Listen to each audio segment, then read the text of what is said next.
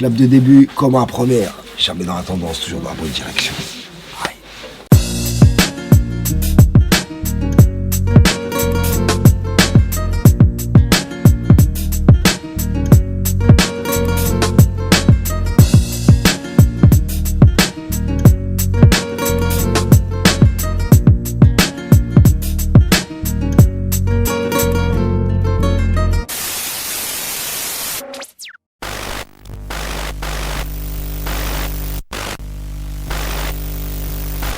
Parti de rien, ça fait pas de moi le chien, le toutou. La rue j'en reviens, j'aimerais lui faire un dernier coucou. La vie est courte, dangereuse et loin d'être parfaite. Ce quotidien me lasse, mais faut minimum 20 barres par tête. À chaque jour ça peine, à chacun son degré de patience. Rien dans les poches moches, ça veut pas dire que ma vie n'a pas de sens. Décadence, mon malheur, est-il le fruit du hasard? Dans le noir on avance, j'aimerais y voir plus clair dans ce bazar. On se bagarre et on se tape, on se tire dans les pattes et pourtant on pourrait s'entraider un peu partout, c'est pareil tout le temps. Et tout en faisant mon taf, je mets des baffes au cliché pesant. Les belles paroles on n'y croit pas, tu nous la feras pas car on n'a pas 2 ans. Il y a un MC par immeuble aujourd'hui, par rue.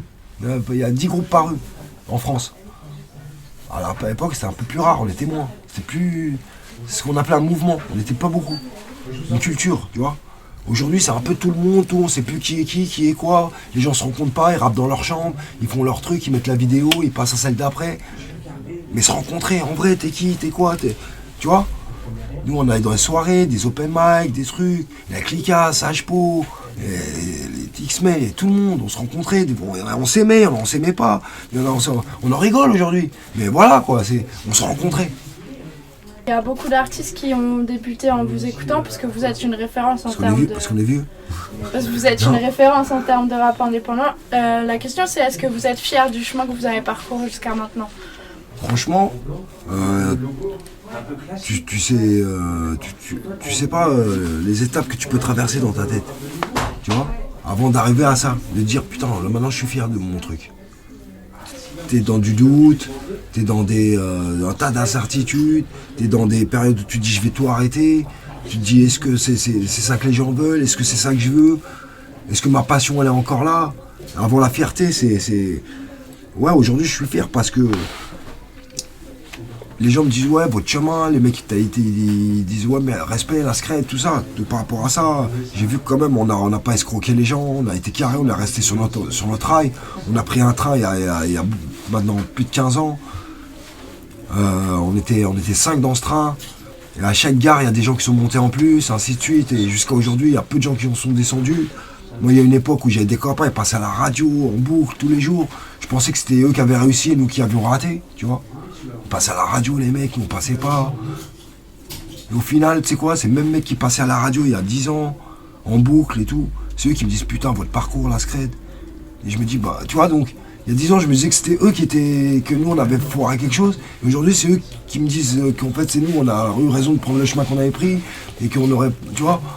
Donc, moi, aujourd'hui, je me dis, faut persévérer dans ce que tu penses, quel que soit ton domaine, faut aller au bout, quoi.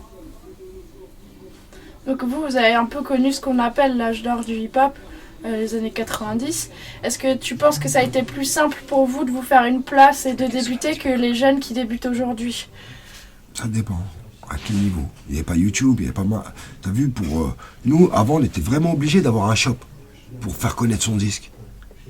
Moi, pour me faire connaître, j'allais avec mes vinyles sous le bras, j'allais à Ticaret, à LTD, à Urban, pour que les DJ qui venaient acheter leur maxi repèrent ton disque, écoute, tiens, je t'en prends un, le fassent tourner peut-être dans leur émission, une petite émission, ou dans leur mixtape qu'ils allaient sortir. Et on n'avait pas YouTube, on n'avait pas Facebook, on n'avait pas tous ces réseaux Notre réseau, c'était par la rencontre. Donc à ce niveau-là, c'était un peu compliqué de se faire connaître. Pour que ton maxi, pour qu'on te connaisse à Bordeaux, à Marseille, à Lille. Moi, je prenais le train avec mes sacs, j'allais à Bruxelles. Donc avec mes vinyles, j'allais dans les shops, parce qu'il y avait beaucoup de shops avant. Maintenant, il n'y en a plus, c'est pour ça qu'on a refait un shop. Comme le premier, comme Ticaret, à côté d'un mur de grave, comme à Stalingrad. Nous, c'est le mur ordinaire, on a eu un shop à côté. C'est pour garder cet esprit. En décembre, donc, vous avez créé la boutique Scred Boutique. Scred Boutique, nouvelle aventure. Cette idée, en fait. Nouvelle aventure. Aujourd'hui, on peut avoir une radio à notre disposition, donc on s'en prive pas. On a fait Radio Scred, qui est une radio sur Internet qui passe la plupart des rappeurs indépendants. Tout ce qui nous permet, nous, de nous rapprocher de notre public, on l'utilise. Alors si c'est la radio, c'est la radio. Si c'est Internet, c'est Internet. Aujourd'hui, on a une boutique. C'est un lieu où on peut nous situer géographiquement, donc permettre aux gens de se rapprocher encore un peu plus de nous. Et voilà, donc effectivement, ça reste toujours dans cet état d'esprit. La suite logique, c'était un lieu de rencontre, de vie, de faire des showcases, ramener des DJ, des graffiti artistes, de recréer reprendre du terrain face aux opportunistes, les gens qui ont fait des sites, qui ont fait des shops, qui ont fait des trucs, qui mélangent tout, qui mettent tout leur rap de commercial, ils mettent tout et n'importe quoi. Et nous, les vrais indés, les vrais trucs, tous les mecs qui font un super boulot, eux ils ont le petit rayon sur le côté. Non, c'est reprendre la place qui est due au vrai rap. Reprendre du terrain. Tu vois ce que je veux dire? Rééquilibrer la balance. Je représente pour ma poire, j'arrive sec, frénétique en scred. Rien que du désopilant pour ta tête sous ma houlette. La poudre d'estampette dans les poches, le vent et la tempête. Et pour ambition faire recette prête. Attention aux détails les plus insignifiants. Les jeunes ont pour les hors-la-loi une telle fascination. Je déplore la soumission, la prostitution des esprits. J'essaye de faire valoir mon âme où tout a un putain de prix. Je prie pour... En 99, il n'y avait pas de rap dans la publicité. Il n'y avait pas de rap à Carrefour, il n'y avait pas une casquette, il n'y avait pas les magasins qu'il y a au Halles. Tous les magasins des Halles. Aujourd'hui, tout le monde a des trucs, des marques hip-hop. Mais avant, il n'y en avait pas. Il y avait un shop ou deux. Et aujourd'hui, tu as vu, tout le monde est hip-hop. La publicité à la télé, c'est hip-hop. Dans les émissions, les génériques, c'est hip-hop. Et c'est partout le hip-hop aujourd'hui. Avant, il n'y en avait pas. C'était nulle part. Tu comprends? Ça a évolué. Mais maintenant, est-ce que cette démocratie hip-hop, est-ce qu'elle est bonne? Moi, je suis pas pour. Moi, je suis un radical. Je suis un extrémiste, un peu. Moi, je suis pour qu'il y ait moins de monde. Je suis pour qu'on enlève des permis, tu vois. Toi, t'as pas le droit d'y être. T'es un opportuniste, tu dégages. T'as pas le droit de te revendiquer de cette culture. Tu vois. Moi, j'en suis là. La démocratisation, le total hip-hop dans la société, comme ça. Pour vendre des petits pots, on met du hip-hop. Pour faire n'importe quoi. C'est pas ma vision du truc. Je préférais qu'on s'était... des puristes, spécialisés, passionnés. Il y avait peut-être moins de monde au concert. Il y avait peut-être... mais c'était... on n'avait pas tous... Tout le monde n'avait pas le même look. Tu vois, aujourd'hui, tu vois tous sur la même casquette. Alors, tu attrapes le mec. Tu chantes. Il te dit non. T'écris des textes. Non. Tu danses. Non. T'es DJ. Non. Putain, t'as une casquette. T'as un baggy. T'as des Jordan. T'as toute la panoplie. T'es une panoplie, quoi. T'es une décalcomanie. Mais avant, c'était pas ça. Celui qui était habillé comme ça faisait ça. Tu vois? Donc aujourd'hui, c'est une espèce de démocratie où le mec, il a son bébé, il lui a mis des Jordan, tu vois. Ça peut rien, moi, ça n'a pas de sens, ce truc-là, pour moi. Aujourd'hui, on voit la scred sur tous les fronts. Vous faites des radios, des concerts, une boutique et vous faites beaucoup de soutien aux jeunes qui débutent. Vous mettez la musique en parenthèse ou c'est simplement une juste évolution de ce que vous faites? Je pense que la musique, ça a toujours été un prétexte pour faire plein d'autres choses. De toute façon, nous, ce qu'on avait envie, c'était de rencontrer les gens, peu importe le moyen d'ailleurs. Aujourd'hui, il y a plein d'MC qui ont énormément de talent, énormément de qualité, mais qui ne sont pas du tout promus. Parce que les radios jouent pas leur jeu, parce qu'elles ne sont pas signées dans des maisons de disques, mais ça reste que c'est des bons artistes qui ont du mal à rencontrer leur public. Alors Internet, ça sert effectivement à rencontrer son public, mais quand on veut aller on pousser le bouchon un peu plus loin et vendre par exemple ses disques, il faut avoir des points de vente, il faut avoir des plateformes de vente sur Internet, et ça, tout le monde n'a pas cette possibilité. Nous aujourd'hui, on a une plateforme de vente sur Internet, une boutique sur Internet qui marche très très bien. Donc ça nous a donné envie, nous, d'avoir une boutique en physique. Tout le monde me parle de l'esprit d'avant, de l'âge d'or. L'âge d'or, c'était des boutiques, c'était Ticaret, c'était LTD. C'était comme ça que moi, je rentrais tout le temps à Ticaret. J'ai pas de thunes pour acheter. Je crois que j'ai jamais rien acheté à Ticaret. Mais je crois que j'ai dû rentrer 200 fois, de 14 à 20 ans. Tu vois? Et il m'a toujours bien accueilli, le mec. Et j'ai toujours fouillé, regardé les vinyles, et regardé les starters, et regardé les bouquins de graffiti. Et, tu vois?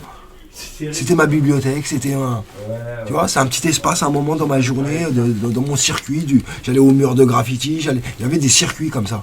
Les artistes, quand on sortait des albums, ils en faisaient showcase. Là, il n'y a plus dans les Fnac, il n'y a plus rien nulle part. Donc c'est ça qu'on veut créer. Et remettre les bons disques. On ne mélange pas tout. On met ce qui est dans la bonne direction. Non estimé, on a fait un slogan, ça s'appelle jamais dans la tendance, toujours dans la bonne direction. Et dans ce slogan, il y a plein de gens qui rentrent. Ils sont pas de la scred, mais c'est un slogan. Pour moi, quand j'écoute, je dis ça, c'est le mec, c'est un bon travail à suivre.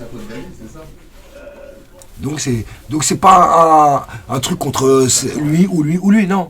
Il y a le rap adulte et il y a le rap de gamin.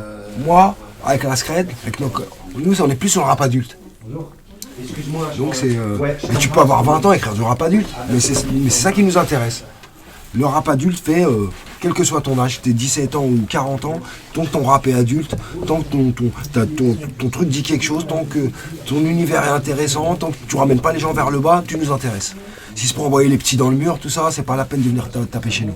À 19h, j'entends au loin police et SAMU. Paraît qu'il y a eu braquage, grabuge au bar tabac PMU. Le gars s'est fait toucher, le sang coule de ses artères. En m'approchant, je reconnais Kamel par terre. Son cœur ne bat plus, ils l'ont abattu. À côté de lui, y a même son automatique. Nique la vie, mais c'est la famille que tu niques. Encore une mère qui vient de perdre son fils unique. La vie de la rue, c'est la violence, le revolver en dernier recours. Trop tard sont arrivés, encore une fois, les premiers secours. La vie de la rue, c'est la violence, la jalousie et la haine. Petite question encore, à part la boutique, est-ce qu'on peut encore entendre parler de la scred? Il y a des nouveaux projets ou des nouveaux concepts? Il y a un album qui va sortir en cours en 2015, j'ai pas envie de m'avancer là-dessus. Je sais qu'on a déjà bien entamé les enregistrements, mais ça sera plutôt vers la fin de 2015, je pense. Parce que ça prend beaucoup de temps. Mais non, on n'a pas fini avec le rap, on fait toujours beaucoup de scènes. Donc beaucoup de concerts encore en 2015, un maximum, le plus possible. Non, la scred, elle n'a pas tourné la page du rap, bien loin de tout ça, au contraire. On va continuer à faire du pleura, on est des addicts, des accros, et puis on n'a pas dit notre dernier mot. T'as eu des ennuis par rapport à l'ouverture d'un squat dans Paris. Du coup, on a vu une image vraiment militante de la Scred Connection, quoique on le voyait déjà un petit peu avant. Le droit au logement, le droit à bouffer, le droit à ce que tu veux, tout ça. Le soutien des gens enfermés. On fait plein de choses. Pour moi, il n'y a pas une cause qui soit la cause. Tu vois, il y a des gens qui se spécialisent dans une, tu vois. Une cause, c'est celle-là. Moi, je dis, dans nos textes, on a traité tellement de sujets que je me spécialise pas sur une cause précise. Femme battue ou alcoolisme. Pour moi, toutes les causes, j'essaye à mon niveau de qu'est-ce qu'on peut dire, qu'est-ce qu'on peut faire, avec qui on peut bosser, avec qui, tu vois. Et là, sur le droit au logement, avec Jerry Wing, Axel de Guérande, on s'est retrouvé dans une procédure, on a été donc jugé. Moi, c'est beau aussi, j'ai habité à 60 pièces, hein, dans le 7e. Je pourrais dire à mes enfants, j'ai habité un F60. C'est beau quand même. Pas longtemps, mais je l'ai habité. Donc occupé. On a occupé un bâtiment illégalement, on est rentré, on a fait rentrer des gens avec nous, on a fait des ateliers artistiques, on a fait loger des mecs qui étaient en galère, on a fait. Voilà, nous-mêmes on a fait nos trucs, on a essayé de créer un lieu. Après, on a voulu le développer, essayer de faire des portes ouvertes, avec des expos, faire des choses, avec des allumés, tu vois. Et voilà, quoi. Bon, le 11 septembre, CRS, machin, truc, expulsion. On s'est fait prendre nos œuvres, réquisitionner tout, quoi. Donc, on a eu un jugement, 100 000 € d'amende. C'était avec un bailleur privé qui s'appelle Batigère. C'est un truc comme le OPAC, comme ces trucs-là, qui prennent des immeubles, qui les achètent pendant 7, 8 ans, 9 ans, ils les laissent vides. Entre-temps, le truc, il prend de la valeur. Donc, tu vois, c'est ça, en gros, leur truc. De laisser des immeubles vides alors qu'il y a des gens en galère. Et en dépit du fait que tu as été condamné, vous continuez quand même à... C'est pas un problème. Les artistes, on est au-dessus de ça. Tu comprends, on vole au-dessus de ça. Un artiste, c'est pas condamné. Ça, c'est leur loi à eux, ça. La loi des artistes, moi je suis dans la loi des artistes. Victor Hugo, Les Misérables, Zola, Dreyfus, on n'est pas dans la loi. On est au-dessus, on est dans une autre loi. Gainsbourg, quand il brûle un billet de 500 €, on n'est pas dans la loi. L'artiste est là pour pousser le mur des libertés qu'on veut nous essayer de nous comme ça. Nous, on est là pour casser les murs de ça. Ça rentre pas dans la loi. C'est une loi qui est au-dessus de la loi. Tu comprends, la loi artistique, elle est au-dessus de toutes les lois. C'est celle qui brise dans l'inconscient des gens un déclic qui fait que, tu vois, ça peut être une photo, ça peut être un tableau, ça peut être un roman, ça peut être, tu vois, un rap. Nous on est là pour dire ah ouais, t'as pas le droit de fumer dans les endroits, t'as pas le droit de ci, on veut te restreindre ta liberté, on veut pas que t'habites, on veut pas que tu manges, on veut pas. Nous on est là pour casser ça, les artistes.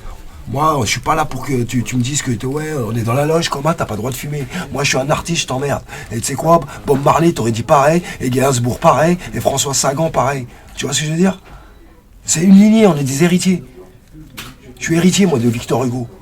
Ouais, mais non, t'es prétentieux, Victor Hugo. Non, Victor Hugo, il n'aurait pas pu écrire ce qu'on écrit. Il n'aurait pas mis le mot web dans son texte. Tu comprends? On est une suite logique des choses, qu'ils le veuillent ou non. Prends la photo de notre époque, comme nous on prit la photo de la leur. On va faire une petite question. Donc, il n'y a pas de loi pour les artistes. C'est nous la loi.